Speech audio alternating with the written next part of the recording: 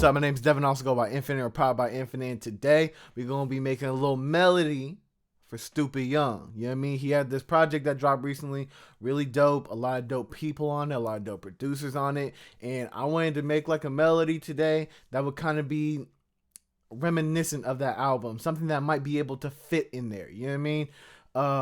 I feel like I've been doing like a lot of sampling and a lot of like using of loops on my channel recently, so I wanted to give y'all the sauce when it comes to like melodies and stuff like that. We're gonna start off with this right here.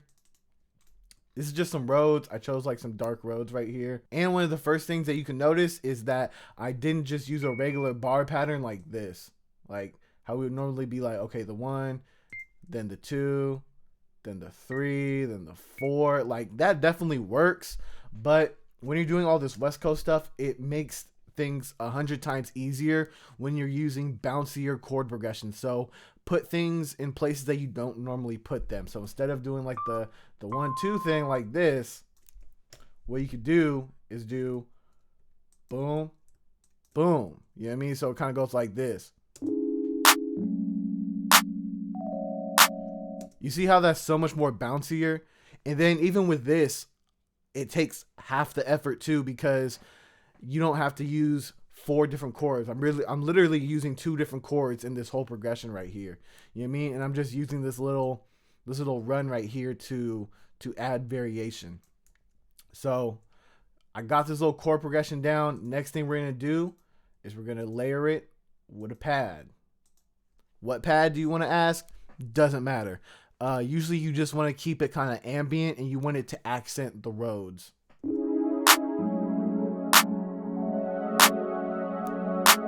So as you can see, the Rhodes is still the forefront of the melody. The pad is literally there just to accent it and create a layer and create more depth so the loop is more complex.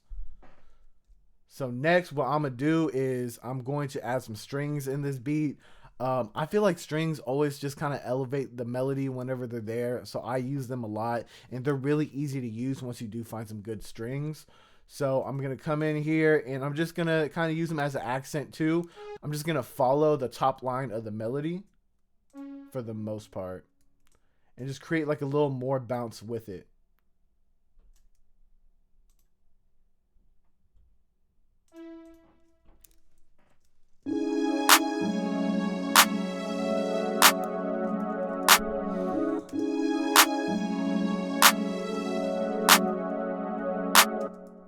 We just added basically a counter melody. It added a little bit more depth. Let's keep it going. The next thing I'm going to add is a bass. And with the bass, I'm basically just going to follow the root notes. And I'm just going to make like a bouncy pattern with it. So now I just created a simple little bass pattern on the first half of the melody. And now I'm just going to duplicate it over.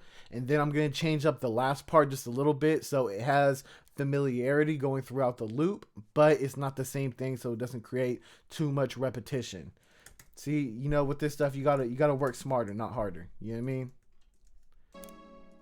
So this right here is cool, but I did feel like what I just did was a little bit stale, and we can actually shorten them up a little bit and condense them to make it a little bit more bouncy. So like this right here, there's nothing wrong with this,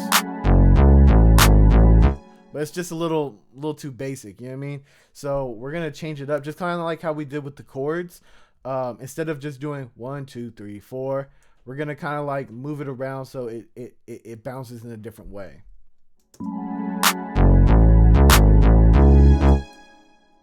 See, so now we changed it up, and just like with changing those 2 notes, it made the bass line way more bouncy. So when you're doing like these Bay Area beats, try to stay away from just doing like 1 bar patterns like this, and try to do things where you're kind of like bouncing in between, stuff like that. You know what I mean?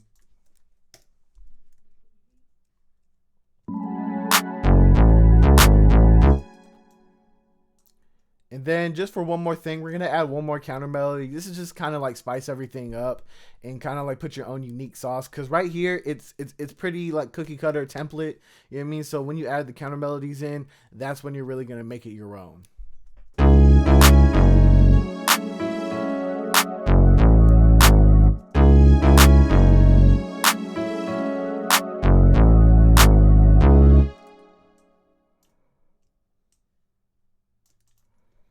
So I'm just going to mess with the velocity of these for a little bit, and then I'm going to bring it up an octave. And this sounds kind of basic right now. It sounds kind of cheesy, but I'm going to throw some effects on it later just to make it sound cool.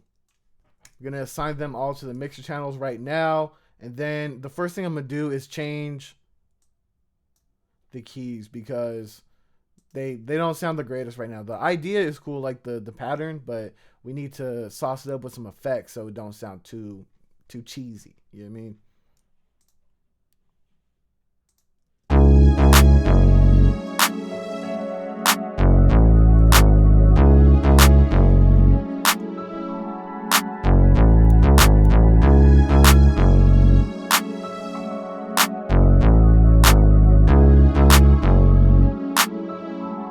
See, just like that, it sounds a million times better once we threw those effects on it. So don't initially give up on an idea just because it doesn't sound perfect right when you start it.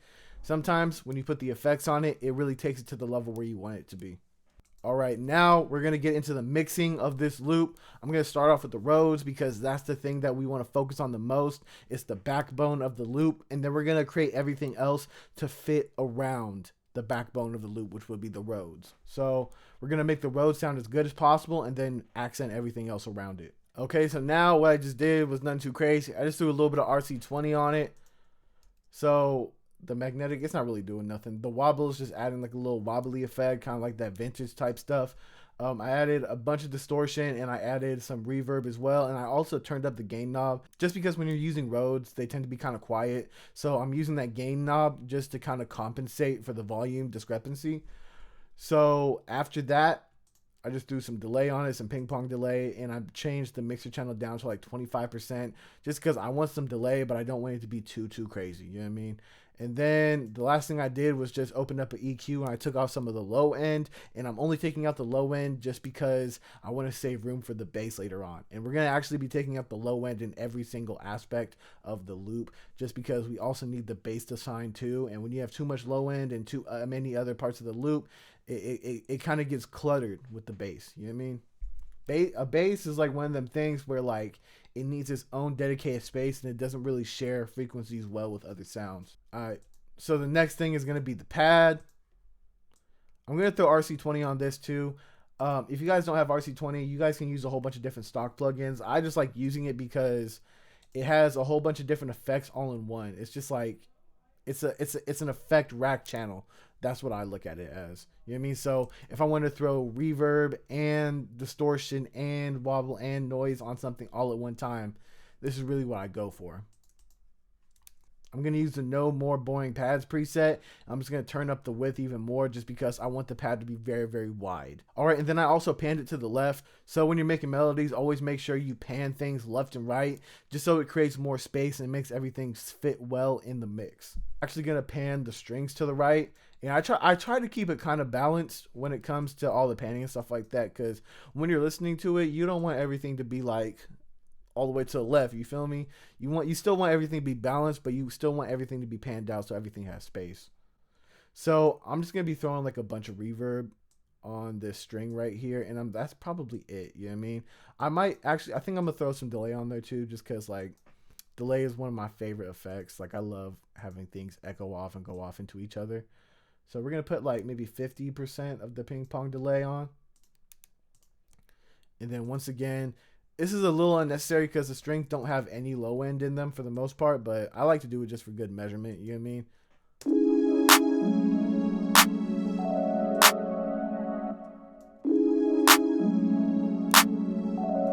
So I turned it down a bunch just because I wanted it to be kind of softer and in the background. Like I said, the Rhodes is the forefront and we're doing everything else just to accent it. Now we got the bass. And bass gets an exception, you know what I mean? Because everybody loves bass. So I did say the Rhodes is the forefront, but I mean, everybody loves bass. So you got to make sure that's in the forefront with it too, you know what I mean? So all I did was just turn up the sub for this around that like 60 to 70 hertz range. It just makes that real like sub end of the bass have more presence. A bit too much though.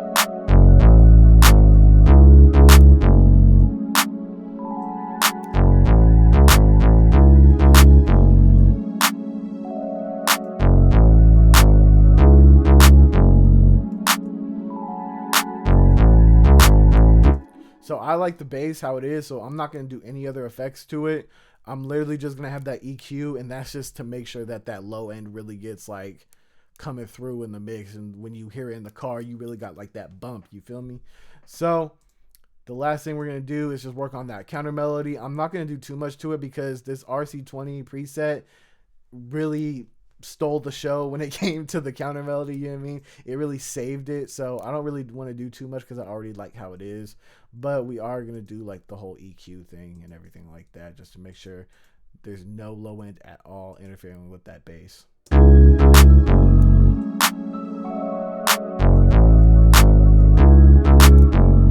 And also something I forgot to say is that the bass, do not pan it at all. Everything gets panned except for the bass. And I don't normally pan whatever I want the focal point to be. So like the Rhodes, I want that to be the main thing. So I'm not really going to pan it left or right. I want it to be dead set in the middle. Just so when you hear it, that's what you're focusing on. And then you get like pads over here and strings over here and keys over here and everything like that. So I'm actually liking how the keys sound right now. So this might be the end because this is sounding hard already. You feel me?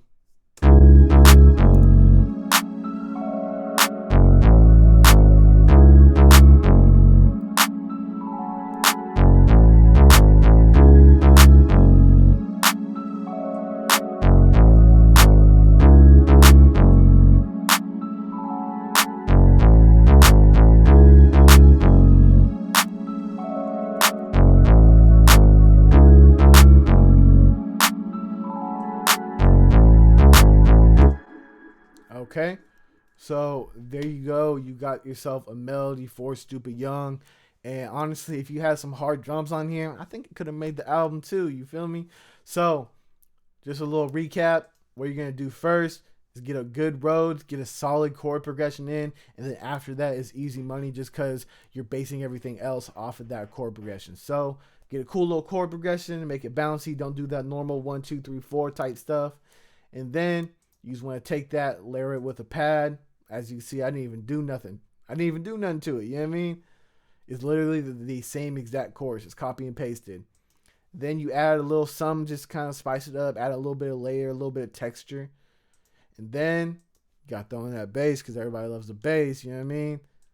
And then last but not least, you throw in a little bit of a counter melody just so you can add a little bit of variation and a little bit more movement within the melody. With that being said, you got yourself a cool little melody that you can use for a Stupid Young type beat. All right. So with that being said, that concludes another video. If you found anything helpful in this video, I want you to comment down below something that you would want to see from me next. And with that being said, my name is Devin. I also go by Infinite or Pop by Infinite. If you want to like the video, hit the like. If you want to comment, throw a comment. If you want to sub, throw the sub. You feel me?